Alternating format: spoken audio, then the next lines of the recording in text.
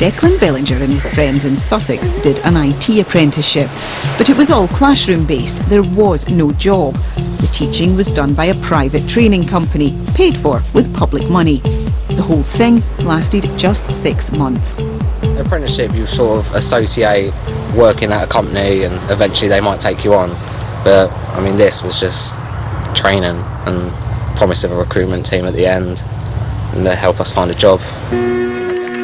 The company is called Zenos. Now owned by publisher Pearson, its training has been rated outstanding by education inspectors. Last year, Zenos had a government contract worth £45 million. The company makes bold claims about its employment rates. Almost 90% of our learners successfully get careers within the IT industry within a few months of leaving Zenos. Since their apprenticeship with Zenos ended 18 months ago, things haven't been so rosy for Declan and his class of 20. How many people have actually gone on to work in IT? I think a couple. Yeah. 3 or 4. What are you three doing? I'm unemployed still, looking for work. I'm unemployed now. I finished a 2-week contract and that's all I can get at the moment. That was freelance. But I found a job through Gumtree on my own. Not doing the job I wanted to, but it gives me money. What sort of job? It was packing posters and calendars. How important do you think experience is when you're looking for a job? Experience is the number one.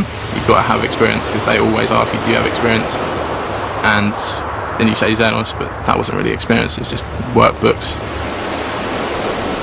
The government decided some time ago it would no longer fund apprenticeships in England that don't have a proper job attached. They were supposed to end last April. The training providers were given until October at the latest to find employers for all their apprentices. Still, that's proven a hard task for Zenos. Lisa Prudhow's son was taken on by Zenos last September, long after the new rules were announced. He did 18 weeks in the classroom and was supposed to start with an employer in January.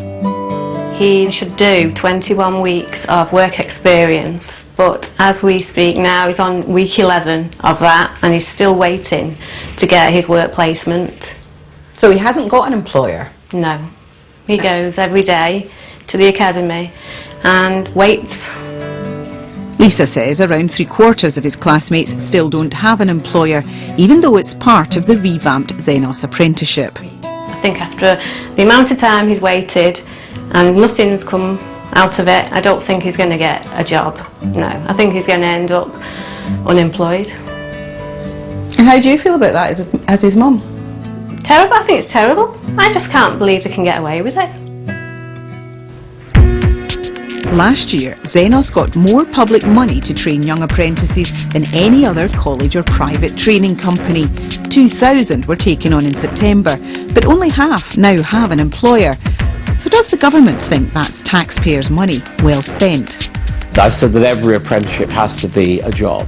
Now I know that's tough, and there are people who say I'm too relentless about the quality of apprenticeships. Well, surely it's a no-brainer there has to be an employer. Yeah, and that's why I insisted that all apprenticeships should be employed. That's not to say you can't have good training, good pre-apprenticeship training, and it may be that Zenos is providing that, but it's not an apprenticeship, I'm afraid, and I'm not going to call it one. And it shouldn't be funded to the same level as an apprenticeship. Shouldn't be funded to the same level and shouldn't be called an apprenticeship.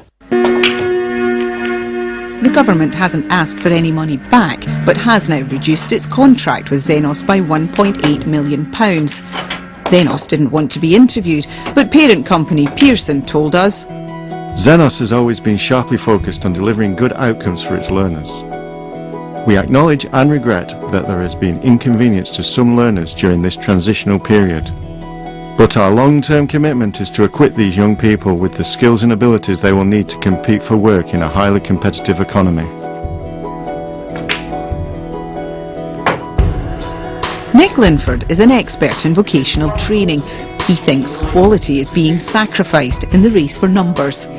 We've seen record growth of apprenticeships, and if some of those programmes that don't involve employers, if some of them that are quite short can no longer take place, then politically it will be difficult if the numbers can't be met. So there's a real tension there. Big headline numbers look great on paper, but scratch under the surface, and maybe we shouldn't be calling them all apprenticeships. when it comes to quantity, no one does it quite like Morrison's.